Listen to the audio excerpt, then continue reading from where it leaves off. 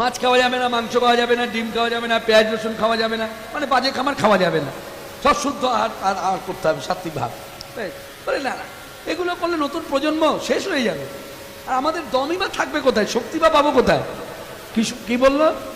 দম পাবো কোথায়, শক্তি বা পাবো কোথায়? অমনি মহানাম্র ব্রহ্মচারী কথাটা ধরে নিলেন। এই শোনো, কি বললে? দম পাবে কোথায়, শক্তি পাবে কোথায়? বেশ, মাছ মাংস খেলে দম হয়, তাই তো, শক্তি হয়, বেশ। আচ্ছা বাবা, ডক্টর ব্রহ্মচারী বোঝাচ্ছে, ভালো করে বুঝুন আপনারা, আমার কথা দিয়ে বুঝে নিন।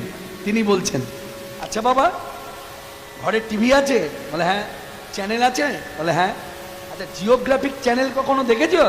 অ্যানিম্যাল প্ল্যান্টস চ্যানেল কখনো দেখেছো, যেখানে পশু পাখি দেখায়? বলে হ্যাঁ দেখেছি। বলে এবার কি ভালো করে দেখবে, জিওগ্রাফিক চ্যানেল অ্যানিম্যাল প্ল্যান্টসে দেখায় বাঘ হরিণ শিকার করছে, বাঘ হরিণ শিকার করছে, মানে খাবে বলে হরিণের পেছনে ছুটছে। তা কোনোটা ধরতে পারে, কোনোটা ধরতে পারে না। যেটা ধরতে পারে না সেটা দেখো কি করছে, যেই ছুটছে পেছনে, আর হরিণ তার প্রাণকে বাঁচাবার জন্য তীব্র গতিতে ছুটে যাচ্ছে। বাঘ যত দৌড়চ্ছে তার থেকে বেশি দৌড়চ্ছে হরিণ, তাকে বাঁচতে হবে তো। এখন ছুটতে ছুটতে হঠাৎ দেখা গেল বাঘ হাত ফসকে পালিয়ে গেল হরিণকে, হরিণ পালিয়ে গেল, বাঘ ধরতে পারলো না, হরিণ বাঘ দাঁড়িয়ে পড়েছে। এই যে দাঁড়িয়ে পড়লো, এবার দেখো তো বাঘ কি করছে, বলে হাঁপাচ্ছে।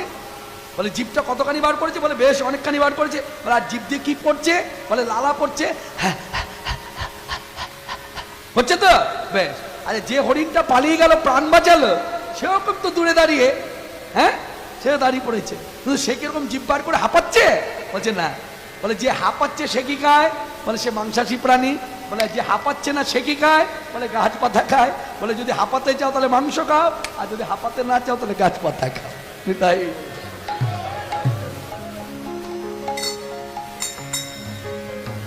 হরে কৃষ্ণ। তাই যেসব মানুষেরা ভাবে যে নিরামিষ আহার করলে দম পাওয়া যায় না, এই যায় না, এগুলো সব ভুল। এগুলো একটা মনের বাতিক, মনে রাখবেন। সব জীবের স্বাদ, মনে রাখবেন। আপনি যেভাবে জীবকে বশীভূত করবেন, জীব আপনার সেইভাবে বশীভূত হবে। ঠিক আছে? যাই হোক, এসব শিক্ষামূলক কথা। হরে কৃষ্ণ। মনে রাখবেন, মাথায় রাখবেন, এইভাবে স্ত্রীকে সাহায্য করা আমরা সচরাচর শুনতে পাই না, কোনোদিন শুনতে পাবো না। সব বাড়িতে কিন্তু একই ধারা, স্ত্রী স্বামীকে সাহায্য করে।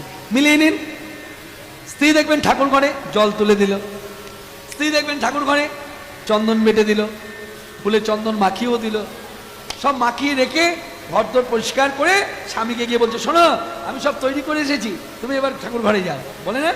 কিন্তু শুনেছেন কখনো কোনো স্বামী